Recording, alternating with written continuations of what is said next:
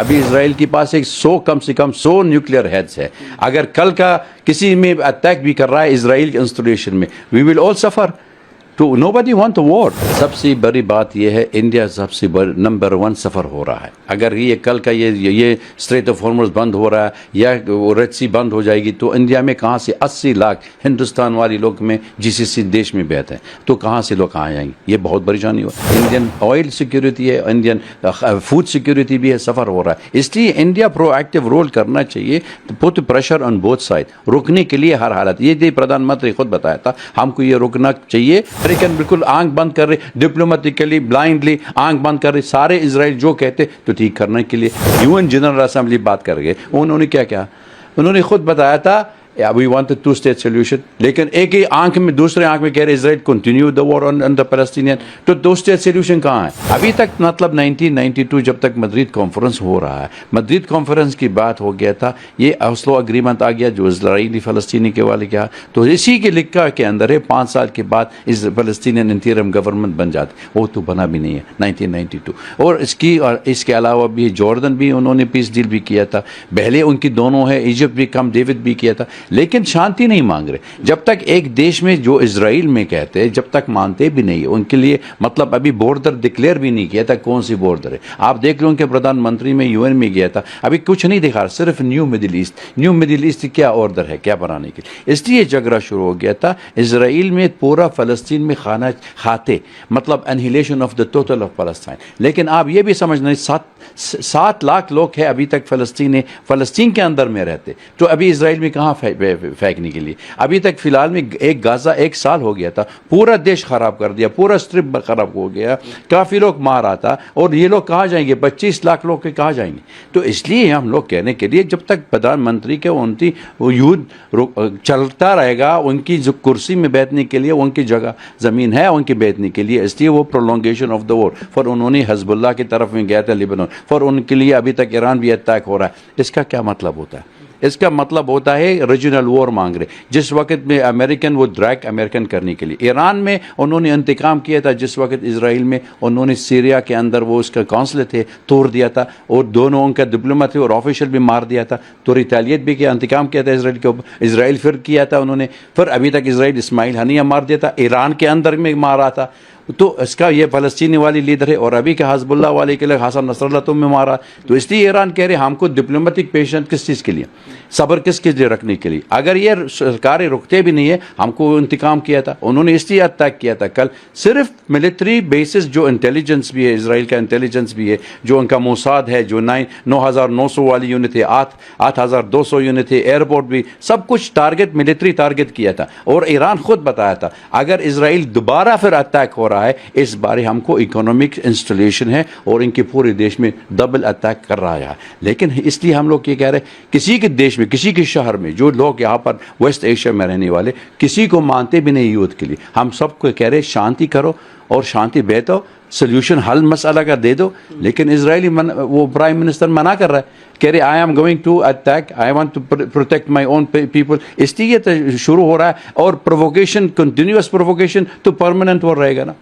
US के role को कैसे देखते?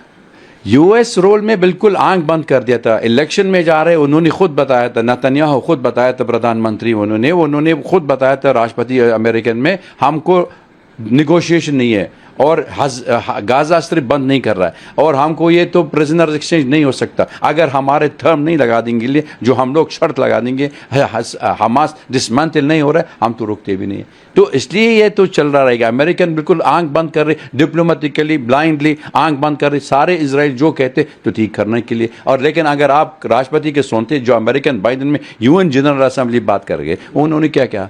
उन्होंने खुद बताया था वी वांट 2 स्टेट सोल्यूशन, लेकिन एक ही आंख में दूसरे आंख में कह रहे Israel continue the war on the Palestinian. तो 2 स्टेट सोल्यूशन कहाँ है? इसलिए अमेरिकन इलेक्शन पूरे से अभी तक आप समझ लो 40 दिन में, जिस वक्त इलेक्शन में आ रहे 2 महीने के बाद, अभी तक होने वाले तो कोई रुकते नहीं है। American rule will be just like a puppet, कुछ नहीं कर सकते वो तो सिर्फ उनके लिए जो इजराइल मानते जो उन्होंने रुका है, या रिपब्लिकन भी है या डेमोक्रेटिक वाली, दोनों को तरफ एक उन्होंने एक कहानी भी है हमारा, जो नेतन्याहू खुद उनकी ट्रंप के साथ जो पहले वाला प्रधानमंत्री में जो फॉर्मर प्रेसिडेंट, और ट्रंप खुद डील किया था, वो खुद ट्रंप कह रहे इजराइल एक बहुत छोटा देश है, उसके भरने के लिए तैयार है। भरने के लिए तैयारी क्या होता है, मतलब they want to annex West Bank और गाजा स्ट्रिप कब्जा कर दिया था पूरा, अभी तक शिबा फार्म, अभी तक लिबानन में जा रहे, तो इसका क्या मकसद होता? इसका मकसद ये कि है एक्सपेंशन, सेटलमेंट और कॉलोनाइजेशन। ये अमेरिकन पॉलिसी है। America is partner with Israel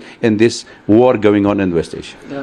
लेकिन किस तरह से आपको लगता है कि पटरी पर वापस आ सकती हैं, और साथ साथ क्योंकि कॉन्सिक्वेंसेस जो है उसके देखने ये बहुत खतरनाक के युद्ध है वहाँ पर, अगर रीजनल वॉर है। आप याद रखना इजराइल के पास से न्यूक्लियर बॉम्ब भी है, अगर उन्होंने कल भी use technical nuclear bomb Iran के ऊपर यूज भी कर सकता है, या nuclear installation of civilian use, Iran भी अटैक हो रहा है तो ईरान विल रिटेलिएट। उसका दैमोमा जो न्यूक्लियर थे, अभी इजराइल के पास एक 100 कम से कम 100 न्यूक्लियर हेड्स है। अगर कल का किसी में अटैक भी कर रहा है इजराइल के इंस्टॉलेशन में, वी विल ऑल सफर। तो नोबडी वांट वॉर। ये बंद करना चाहिए हर हालत में। इंटरनेशनल कम्युनिटी जिम्मेदारी है उसके लिए, रुकने के लिए, हर हालत में रुकने के लिए, और आप टेबल में बैठने के लिए बातचीत करो, ख़त्म करो। There has to be a political will. अगर पॉलिटिकल विल नहीं हो रहा है, मिलिट्री सोल्यूशन हल का कभी जिंदगी में नहीं हो सकता। इंडियन पर्सपेक्टिव से अगर देखें, क्योंकि देखिए चिंता जाहिर की है वहाँ के भारतीयों को लेकर, तो आपका क्या कहना है? सबसे बड़ी बात यह है, इंडिया सबसे नंबर 1 सफ़र हो रहा है। अगर ये कल का ये स्ट्रेट ऑफ हॉर्मुज़ बंद हो रहा है या रेड सी बंद हो जाएगी, तो इंडिया में कहाँ से 80 लाख हिंदुस्तान वाले लोग में जीसीसी देश में बैठे हैं, तो कहाँ से लोग कहाँ जाएंगे? ये बहुत परेशानी हो। और दूसरी बात, इंडियन ऑयल सिक्योरिटी है, इंडियन फूड सिक्योरिटी भी है, सफ़र हो रहा है। इसलिए इंडिया प्रोएक्टिव रोल करना चाहिए, put pressure on both side, रुकने के लिए हर हालत। ये प्रधानमंत्री खुद बताया था, हमको ये रुकना चाहिए, कोई मतलब ये युद्ध का हल का नहीं हो सकता इंडिया में। मतलब ये यूक्रेन भी है या मिडिल ईस्ट भी है, एक ही बात है, युद्ध में कभी जिंदगी में can not solve any problem. तो इसलिए इंडिया बहुत सफर हो रहा है if this war does not stop.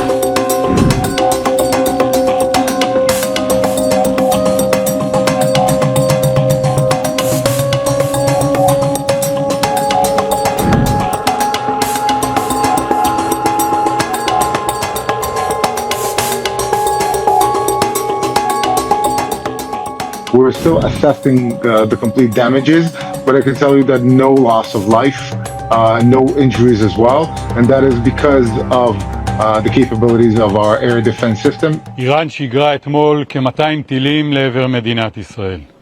איראן תקפה מרחבים אזרחיים וסיכנה חיי אזרחים רבים. הודות להתנהגות אזרחית נכונה ולהגנה מאוד איכותית, הנזק קטן יחסית. אנחנו נגיב. אנחנו יודעים לאתר מטרות חשובות, אנחנו יודעים גם לפגוע בצורה מדויקת ועוצמתית. יש לנו יכולות להגיע ולתקוף בכל נקודה ונקודה במזרח התיכון. ומי מהאויבים שלנו שלא הבין זאת עד עכשיו, יבין זאת בקרוב. ערב החג צה"ל נלחם ותוקף בכל הזירות.